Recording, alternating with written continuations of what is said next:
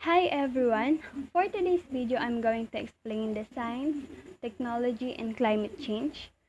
And it is presented by Maria Natividad from 1HTM A2-7. And it is presented to Ma'am Elenita G. Cuenca. We have objectives. First is describe the meaning, nature, cause, and result of greenhouse effect. Next, describe the meaning, nature, cause, and result of global warming. Next, describe the meaning, nature, cause, and result of climate change. And last, how science and technology help the people and the society general related to effects of climate change. First, greenhouse effect. First thing we need to know is what is the meaning of greenhouse effect. Greenhouse effect, it is the trapping of the sun's warmth in a planet's lower atmosphere due to the greater transparency of the atmosphere to visible radiation from the sun than to infrared radiation emitted from the planet's surface. And the greenhouse effect nature. The greenhouse effect is a natural process that warms the Earth's surface. When the sun's energy reaches the Earth's atmosphere, some of it is reflected back to space and the rest is absorbed and radiated by greenhouse gases. The absorbed energy warms the atmosphere and the surface of the Earth. And the greenhouse effect causes.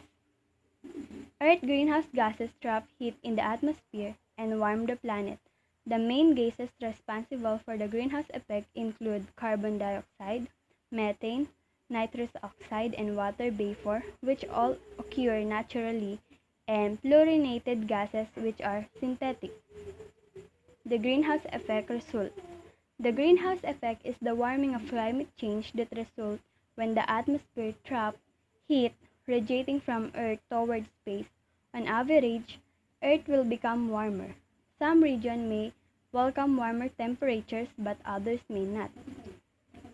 Base dun sa napanood ko, yung greenhouse, ito yung example dun sa video is ito yung pinagtitirhan ng halaman, yung greenhouse. Doon nabubuhay yung halaman. Merong yung sun yung pinaka nagsisilbing parang nagbibigay buhay sa mga halaman. Siyempre, pati yung atmosphere. Yun yung nagbibigay din sa ating mga tao ng buhay. Kapag yung sunlight is nag-enter dun sa space at nag-combine sila ni atmosphere, sapat na yun para mabuhay tayo dito sa mundo, pati yung mga halaman natin. Pero, kailangan, pagka pumasok sila at lumabas sila, kailangan makabalik din yung sunlight at yung atmosphere. Pag hindi kasi yun nakabalik, may posibilidad na magkaroon ng greenhouse effect. Paano nga ba nagkakaroon ng greenhouse effect? Kapag daw, sabing gano'n, nagkakaroon lang daw ng greenhouse effect kapag napuno na yung mga gases dun sa may taas sa pinaka-earth natin. Pag napuno na dun yung mga gases. Yung mga gases nyo is yung water vapor, carbon dioxide, nitrous oxide, methane, chlorofluorocarbons. Ito yung mga nagiging dahilan kung ba't nagkakaroon ng greenhouse effect. Siyempre, water vapor, pagka umaano nga naman talaga, pag umakit yung tubig, kakaroon yun ng greenhouse effect. Yung carbon dioxide, nanggagaling yun sa mga pollution. Yung mga, kunyari, pag nagsisiga tayo, o kaya yung mga ginagamit nating yung mga appliances na gumagamit tayo ng kuryente, ng apoy, yung ganun. Tapos yung methane, yun naman yung sa mga, pagka kinakatay yung mga hayop, ganun, or yung mga, tulad ng mga baboy, ganun, yung nare-release doon sa hayop, yun yung tinatawag nating methane.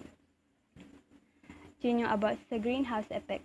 At yung result ng greenhouse effect is nagkakaroon ng global warming. Ano nga ba ang global warming?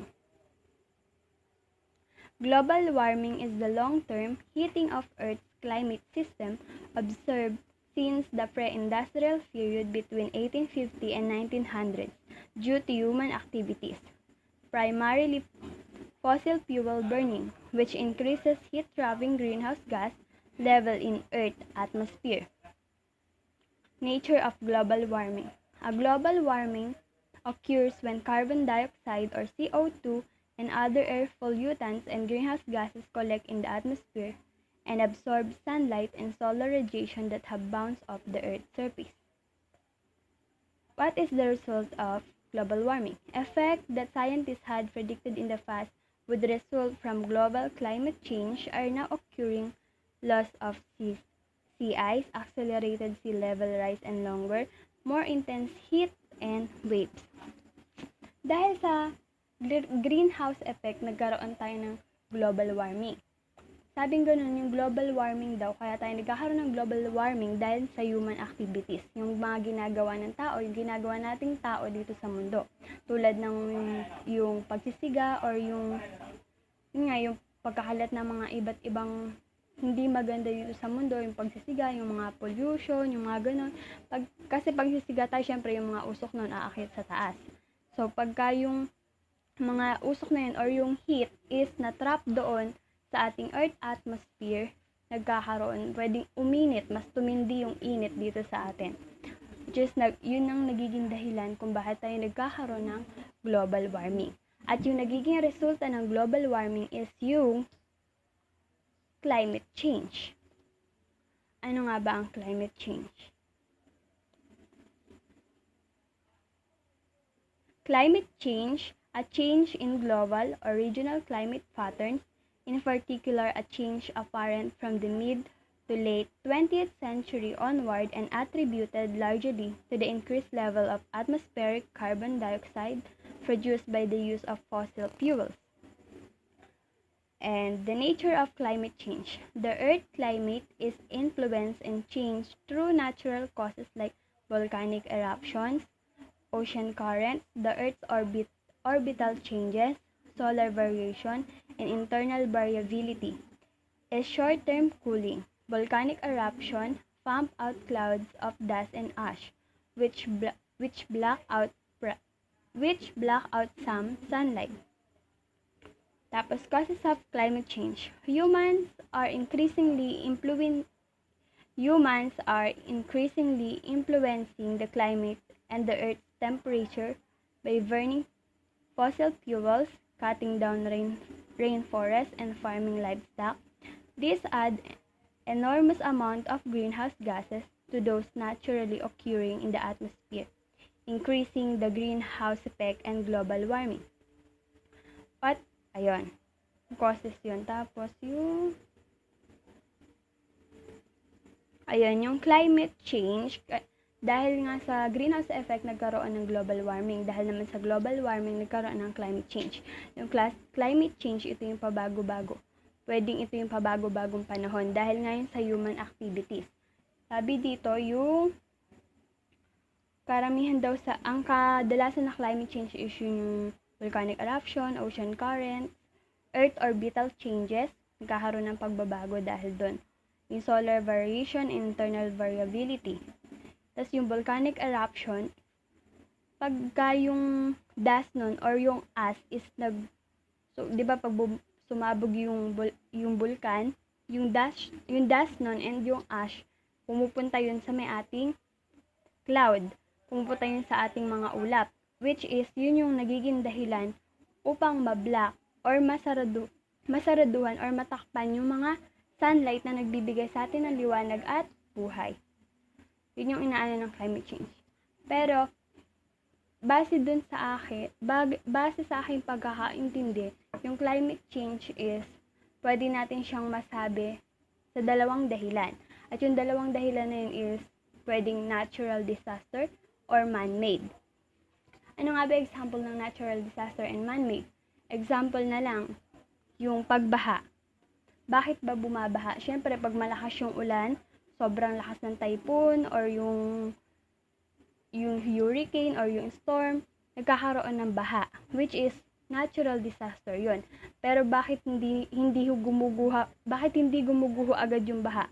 Dahil yun sa man-made. dahil yung mga tao, pinuputol yung mga puno, dahil yung puno, sila yung sumisipsip ng tubig para mawala agad yung baha. So, pwede natin describe yung climate change sa dalawang dahilan, yung natural disaster and yung man-made. Tapos sabi dito, yung nagiging effect ng climate change is pwedeng sa ocean, weather, food, and health. Sa ocean, yung climate change, syempre pwede maapektuhan yung mga living organism na nandoon, yung mga fish, yung mga naninirahan doon, pati yung mga living plants doon, yung mga namumuhay na mga halaman. Tapos sa weather naman, syempre dahil sa climate change, pwedeng magpabago-bago yung weather natin, pwedeng tulad sa ibang bansa, snow, pwedeng tag-ulan, pwedeng tag-araw, pwedeng tag-tuyot, pwedeng pagbaha, yung mga ganun dahil sa weather.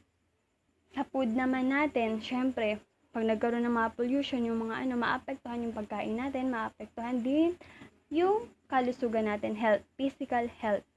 Sabi dun sa video, karaniwang nagiging is yung asthma, dahil sa climate change, yung asthma, heart disease, and lung cancer. Syempre, yung pollution nga naman. So, yun yung nagiging dahilan.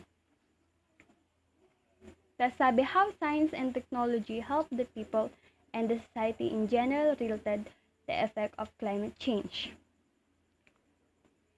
Sabi dito, through science and technology, it is easier for inhabitants to communicate with other people around the globe. It is also significant in the field of business because transactions and other events are done through the computer. Science and technology enables every people to live in an easy and modern way of life. Marami naman talaga na itutulong yung science and technology, hindi lamang sa ating mga tao, kundi sa lahat na nandito sa mundo, tulad na lang ng mga business, yung mga dahil sa technology, is madali na tayo nakakapag-transaction sa mga ka-business natin, yung mga ganun, or kahit malayo sila, pwede tayong makipag-transaction through technology or through social media. Tapos, dun naman sa climate change, yung science, parang siya yung nakakatulong siya sa atin. Syempre yung science, hindi naman tayo mabubuhay kung walang science. Sabi nga, dahil yung science is about sa buhay natin, about din sa body natin, about sa mga lahat na nandito sa mundo. Is mga biodiversity yon, dahil sa science yon. Tapos yung technology naman nakakatulong sa ating tao sa maraming paraan.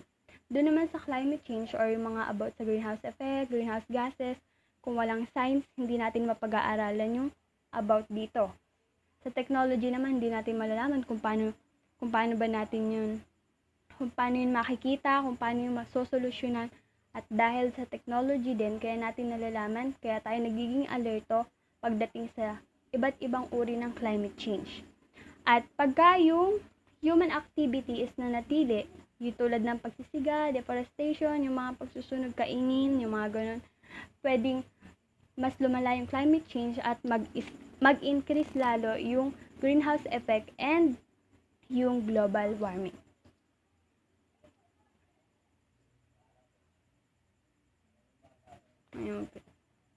Yan lang po.